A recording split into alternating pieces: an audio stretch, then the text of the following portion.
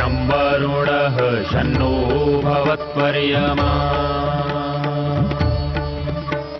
शन्न इन्द्रो बृहस्पतिः शन्नो विष्णुरुक्रमः ॐ शान्ति शान्ति शान्तिः।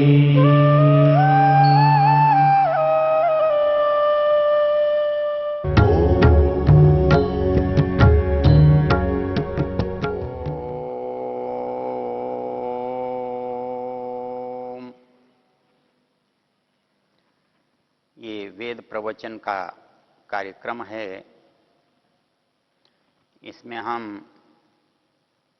ऋग्वेद के 10वें मंडल के 34वें सूक्त पर चर्चा कर रहे हैं और ये अक्ष सूक्त के नाम से प्रसिद्ध है। अक्ष तो वैसे भी संसार में बहुत प्रसिद्ध है। मनुष्य के साथ ये विचित्रता है कि उसका हर काम एक सीमा तक तो अच्छा होता है और वही काम उस सीमा से बाहर चला जाता है तो बुरा होता है। और वो जो सीमा रेखा है उसको हमारे यहाँ मर्यादा कहा गया है। मर्यादा जो है, मर्य कहते हैं मनुष्य को, अर्थात मनुष्य निश्चित करते हैं कि भाई ये बात ठीक है, ये बात गलत है। मनुष्य में कौन सी बात ठीक है, कौन सी बात गलत है।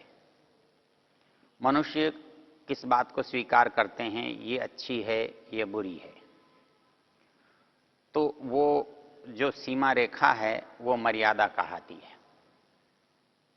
हमारे यहाँ मर्यादा से जुड़ा हुआ जो नाम है मर्यादा पुरुषोत्तम, उनको इसलिए उत्तम कहा जाता है कि उन्होंने अपने जीवन में जो अच्छाई और बुराई की सीमा रेखा है, उन्होंने अच्छाई से बुराई की ओर कभी वो लांघी नहीं। उनके जीवन में किसी भी परिस्थिति में उन्होंने सदा ये प्रयत्न किया और उसका पालन किया, जो उत्तम है, जो उचित है, वो स्वीकार हो।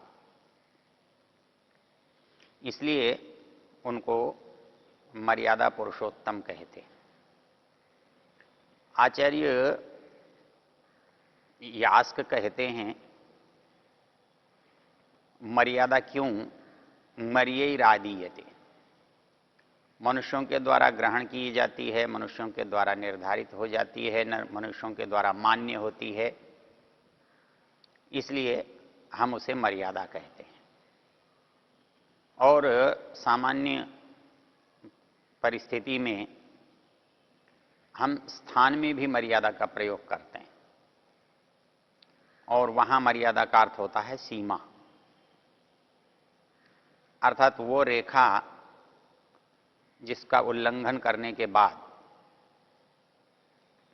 वो अनुचित की कोटि में, अनुचित की श्रेणी में आ जाती है, इसलिए उसको भी मर्यादा कहते हैं। यास्क ने मर्यादा को सीमा बताते हुए एक निर्वचन उसका और कर दिया और वो किया विषि व्यति देशाविति, अर्थात जो दो सीमाएं हैं, जो दो भाग हैं, उन दो भागों को जहाँ मिलना होता है, जहाँ वो दो भाग एक होते हैं, वो रेखा भी मर्यादा या सीमा कहलाती है। जैसे दो चीज़ों को एक करना हो तो हमें क्या करना पड़ता है?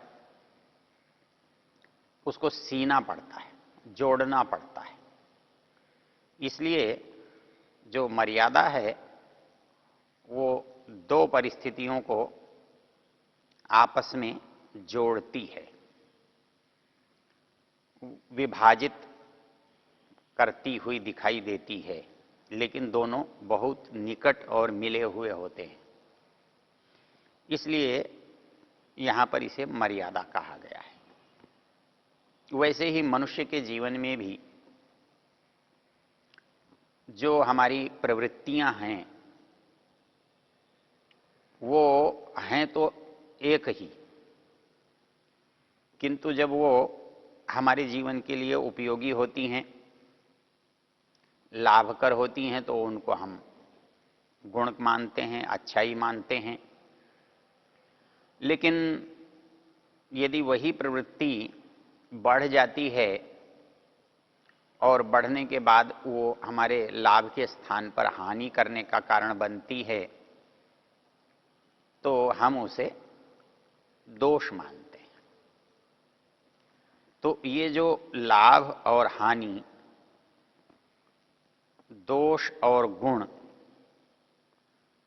ये एक ही वस्तु में हैं, एक ही परिस्थिति में हैं, और उस परिस्थिति को जो चीज बांटती है, विभाजित करती है, उसे हम मर्यादा कहते हैं।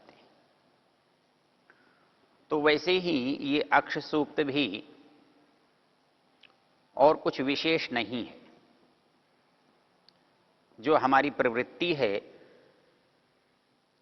और प्रवृत्ति की सीमा जब हम लांघ लेते हैं और उससे जो दुष्परिणाम हमारे वैयक्तिक जीवन में, पारिवारिक जीवन में और सामाजिक जीवन में आते हैं, उन्हें हम दोष के रूप में देखते हैं।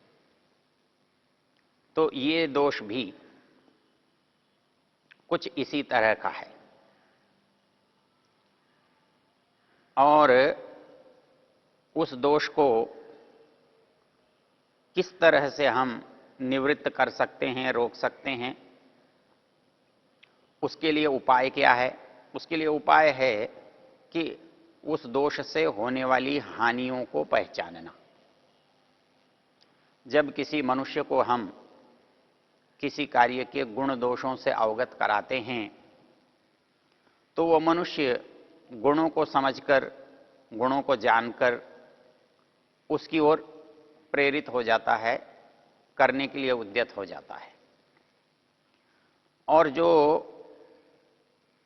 दोष समझ लेता है वो उससे निवृत्त हो जाता है।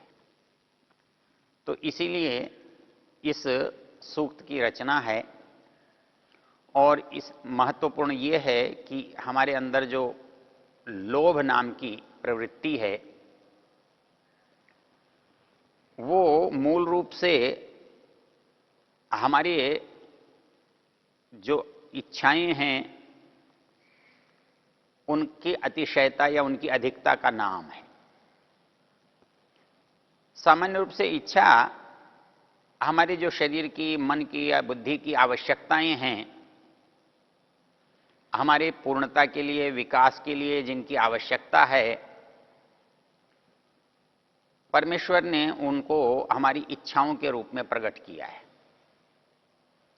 जब हम कोई चीज चाहते हैं तो हमें ऐसा लगता है कि इस चीज के होने से हमारी पूर्णता हो जाएगी, ये चीज करने से हम बढ़ जाएंगे, आगे हो जाएंगे। तो ये जो स्थिति है, ये जो पूर्णता है, वो हमारी इच्छा के रूप में, अपनी जो आवश्यकता है उसके रूप में हमारे अंदर प्रकट होती है। तो उन इच्छाओं में से जो चाहना है, जब तक वो हमारे उपयोग की है, अच्छाई की ओर है, तब तक तो हम उसे इच्छा कहते हैं, आवश्यकता कहते हैं। लेकिन वही स्थिति, इच्छा तो है लेकिन इतनी प्रबल है कि उसका आवश्यकता से संबंध नहीं रह जाता। केवल उसको हम पूर्ण तो करना चाहते हैं, उस पूर्णता का हमारे लिए कोई उपयोग नहीं है। हम धन चाहते हैं, धन का हमारे लिए ये उपयोग तो है कि हमको उससे जो भोजन मिलता है, उससे जो वस्त्र मिलता है, उससे जो आवास मिलता है, उससे जो यातायात मिलता है, उससे जो हम वस्तु का क्रय करते हैं, हमें उतने धन की आवश्यकता है। लेकिन जब हम बहुत सारा धन इकट्ठा करना चाहते हैं और वो हमारे लिए आवश्यक नहीं होता, उसके बिना हमारा काम चल सकता है, लोगों का उसके बिना काम चलता है, तो उसको प्राप्त करने की जो इच्छा है वो लोभ के रूप में परिवर्तित हो जाती है। और लोभ का मतलब होता है बिना पुरुषार्थ के चाहना और जल्दी चाहना और ज्यादा चाहना। मनुष्य अधिक चाहता है और अधिक चाहता है। सामान्य नियम यह है कि समाज में आप पुरुषार्थ करते हैं तो उससे आपको कुछ भी प्राप्त होता है। आप पुरुषार्थ से उसके आप अधिकारी बनते हैं। कोई भी व्यक्ति उससे आप सहज रूप से आपके पुरुषार्थ के बदले में देता है। लेकिन लोभ की जो परिस्थिति होती है उसका संबंध पुरुषार्थ से हट जाता है। पुरुषार्थ एक तरह से समाज में मूल्य का काम करता है। हम पुरुषार्थ करते हैं और वस्तु को प्राप्त करते हैं तो वस्तु पर हमारा अधिकार हो जाता है। लेकिन जब हम अधिक चाहते हैं और शीघ्रता से चाहते हैं तो हमारे इस पुरुषार्थ में एक परिवर्तन आ जाता है। चाहे हम दूसरे को कष्ट न दें, स्वयं को कष्ट दे सकते हैं और वो कष्ट हमारे लिए अनावश्यक हो सकता है, हानिकर हो सकता है, हमारे लिए वो दुरुपयोग का कारण बन सकता है। तो इसलिए जो बात कही कि हम उस इच्छा को उस परिस्थिति में जब ले जाते हैं हमारे काम की नहीं रहती, तो उसे हम लोभ कहते हैं। और इस लोभ का जो प्रतीक है, इस लोभ का जो सबसे बड़ा उदाहरण है वो अक्ष है, जुआ है। जुआ वस्तु नहीं है। जुआ तो किसी भी चीज से खेला जा सकता है, केवल बोलकर भी खेला जा सकता है, किसी वस्तु को देखकर भी खेला जा सकता है, किसी वस्तु को माध्यम बनाकर भी खेला जा सकता है। मूल रूप से इतना ही है कि वो लोभ की प्रवृत्ति का आधार होता है और हमारे लिए वो एक प्रतीक बन गया है लोभ का। मनु महाराज कहते हैं कि संसार में मनुष्य को 3 काम भूलकर भी नहीं करने चाहिए और परीक्षण के लिए भी नहीं करने चाहिए।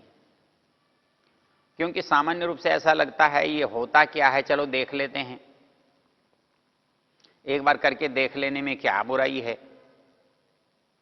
जब हम कर लेंगे तो हमें भी पता लग जाएगा ये बुरा है और हम स्वतः ही निवृत्त हो जाएंगे। लेकिन कुछ प्रवृत्तियां हमारे जीवन में इस प्रकार की हैं,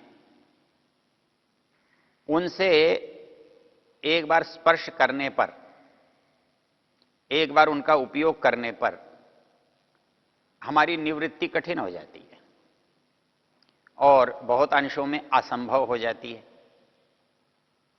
ये कुछ इस तरह का है जैसे किसी चिकनी चीज पर चलना। उसमें चल सकना मुश्किल होता है और गिरना स्वाभाविक होता है। इसलिए मनु महाराज एक बात कहते हैं कि जुआ, शराब और वेश्यावृत्ति या परस्त्री गमन, ये मनुष्य को परीक्षण के लिए भी नहीं करने चाहिए।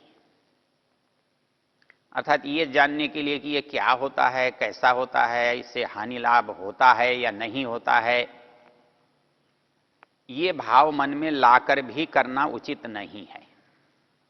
क्योंकि इसमें 100 में से 99% एक ही संभावना है कि हम जैसे चिकनी जगह पर फिसल जाते हैं, वैसे ही इस प्रवृत्ति में हमारा जब कदम पड़ता है, हम पहला पग रखते हैं, तो हम फिसलकर उसी के हो जाते हैं। तो इसलिए मनु महाराज कहते हैं कि ये जो 3 प्रवृत्तियां हैं, इनसे मनुष्य को सदा बचना चाहिए, इनसे दूर रहने में ही हमारा भला है।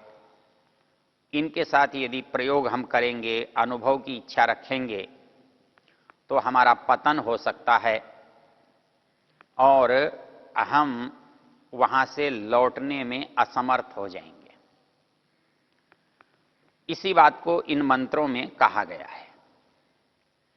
इसीलिए इन मंत्रों का जो देवता है वो अक्ष है और नारायण इसका ऋषि है। तो ये इस मंत्रों में बताया गया, जैसे हमने पीछे के 2 मंत्रों में देखा कि कैसे ये प्रारंभ होता है और हमको किस तरह से प्रभावित करता है। आज हम एक तीसरे मंत्र की चर्चा करेंगे। तीसरे मंत्र में हमारी जो लोभ की प्रवृत्ति है, उससे हमें प्राप्त तो कुछ होता नहीं, लेकिन जो हमारे पास अपना है वो भी चला जाता है। सामान्य रूप से हर मनुष्य के पास अपना कुछ न कुछ होता है। वो चाहे तो उसका उपयोग कर सकता है और वो कितने दिन तक उसके काम आता है, आ सकता है, एक अलग बात है। लेकिन जब हम अधिक चाहते हैं तो हम क्या करते हैं, जो हमारे पास अपना है हम उसको देकर अधिक की आशा करते हैं और उसमें अपना था वो भी चला जाता है। मनुष्य जब भी जुआ खेलने की ओर प्रवृत्त होता है तो जुआ खेलने के लिए उसका कुछ न कुछ अपना होना चाहिए जो वो लगा सकता है, खो सकता है। तो उसमें जो अपना है वही उसको वहां लगाना पड़ेगा। और यदि वो नहीं भी अपना लगाकर कहेगा तो मौखिक रूप से लगाना पड़ेगा और उसे कहीं न कहीं से उसे जुटाना पड़ेगा। यदि नहीं है और फिर खेलता है तो उसको कहीं न कहीं से ला करके देना पड़ेगा। उसे नहीं देने पर अपमानित होना पड़ेगा, दंडित होना पड़ेगा। तो इसलिए इन मंत्रों के माध्यम से हमको समझाया गया है कि ये एक ऐसी प्रवृत्ति है लोभ की, जिस प्रवृत्ति पर हम चलेंगे, जिसकी ओर बढ़ेंगे, जहां कदम रखेंगे तो वहां हमारे लौटने की संभावना नहीं है। तो यहां पर उसकी मानसिकता और उसके होने वाले परिणाम, इनकी विशेष रूप से चर्चा की गई है।